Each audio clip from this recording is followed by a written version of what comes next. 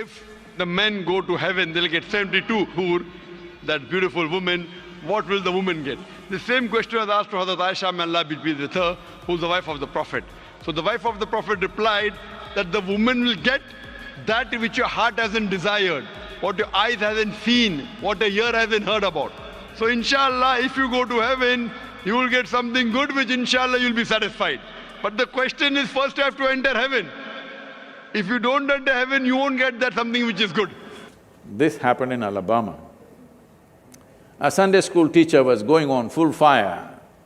Full fire he was going on in his rhetoric, and he stopped and asked, "What do you have to do to go to heaven?" Little Tommy in the back bench stood up and said, "You gotta die first." You got to die first, that's a qualification. And when you die, if you have not done anything eco-friendly, one good thing you will do, we will either bury your body or burn your body or cut it and put it to the birds, depending on what culture you come from. You come to the fold of Islam so that you go to paradise, you go to heaven, otherwise you don't go to heaven. So you left your body here and went to heaven. What is in heaven, you must know. You know what's in heaven? Oh, you must know, you're going In Hindu heaven, food is good. If you are a foodie, that's where you go. In another place, there are white-gowned ladies floating around in the clouds. If you like that kind of ambience, you go there. In another place, you'll encounter virgin problems. If that's what you're looking for, that's where you go. But one thing is, you left your body here and went to heaven. You don't have a body. What do you do with good food and virgins?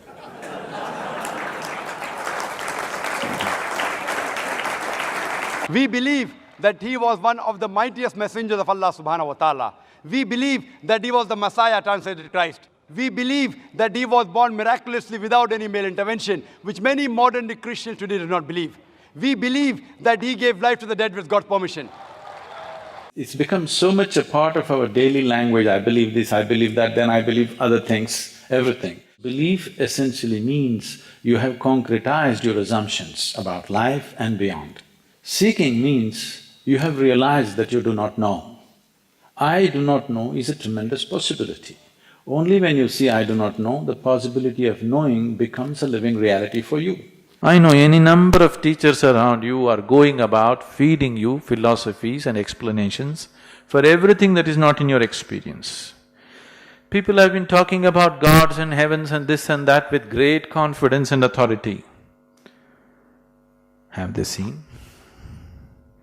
Are they talking about something they have seen? We believe that he healed those born blind and lepers with God's permission. If you talk about something which is not yet in your experience, to put it bluntly, you're just a bloody liar. That's what it means. But because lies are holy, lies are written in scriptures, lies are repeated by all kinds of people who are dressed in different ways, which are supposed to be holy though ridiculous. Because of this, you're not supposed to question these words. Anywhere you go, first thing is people say, "Sadhguru, what about the soul?" Ask them, which soul, right or left? Once you start believing in something which is not yet a reality for you, you are bound to be in conflict with somebody else because somebody else is bound to believe something else. No, I believe in my God, but I am not a violent person, I will not fight with anybody. All this is just make-up. If they provoke you sufficiently, you will fight. Religion is not about belief system. All religions started as a method to turn inward. The conflict in the world is not between good and evil, please see this. Though people always claim it is so, it is not true. It is always one man's belief versus another man's belief. But because you're growing from a belief system, you're not willing to make the effort of going beyond what you have gathered from others and looking at life by yourself. That is why there is conflict. In yoga, you may have to say certain things like Om and narrate and chant certain things. All these things may lead to shirk. That means you're calling somebody else as the creator besides Allah subhanahu wa ta'ala.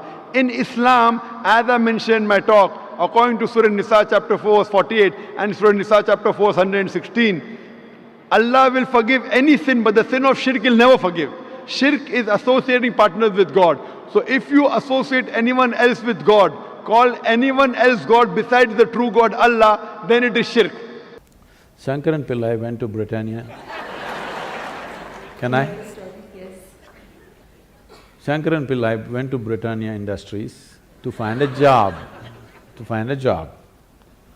So they were looking for a really smart, far-seeing sales manager.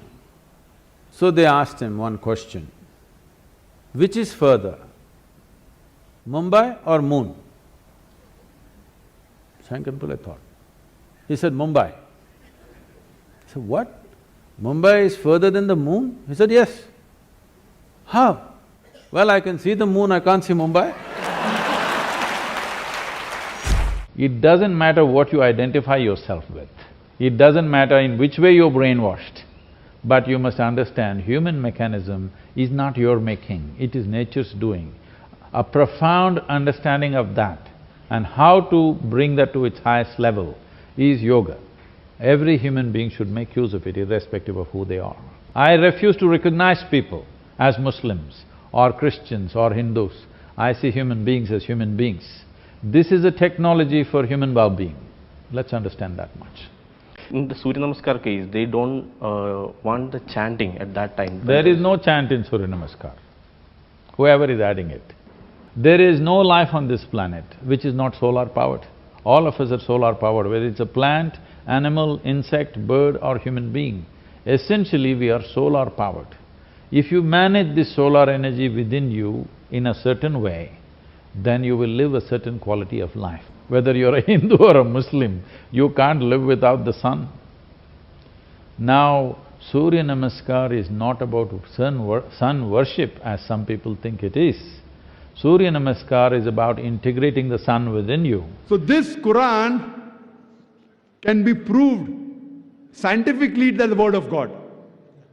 Because Quran, the word of God, is far superior to science. Today, science is the yardstick for many of them. I'm not trying to take the help of science.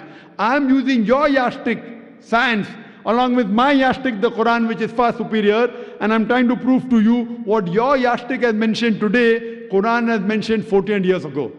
So with the help of your yardstick, the science, I'm trying to prove to the non-Muslims that the Quran is the last and final revelation of Almighty God, who we call as Allah. For more details, refer to my video cassette, Is the Quran God's Word?, in which various ways I've proved that Quran is the word of God.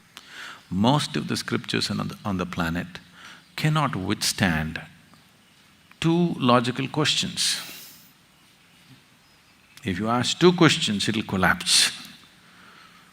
It can remain sacred and up there only as long as you prevent it from asking these questions. These questions are taboo, these questions are sacrilege, you're not supposed to ask them. Only as long as you do not ask these questions, they float in very sacred space. If you ask two questions, it'll collapse. When it comes to this about people not admitting their ignorance, because I think it is the nature of education, it is the way we have been conducting lots of things, where ignorance is considered a bad thing. Ignorance is a borderless thing, okay? Ignorance is a borderless reality. What you are yet to know is a limitless possibility. What you know is a tiny little thing.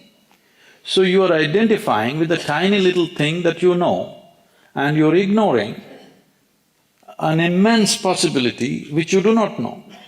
A constant admittance that I do not know so much about this existence is what makes you into an active, open intelligence. Otherwise, you will become… there are words which I don't want to use.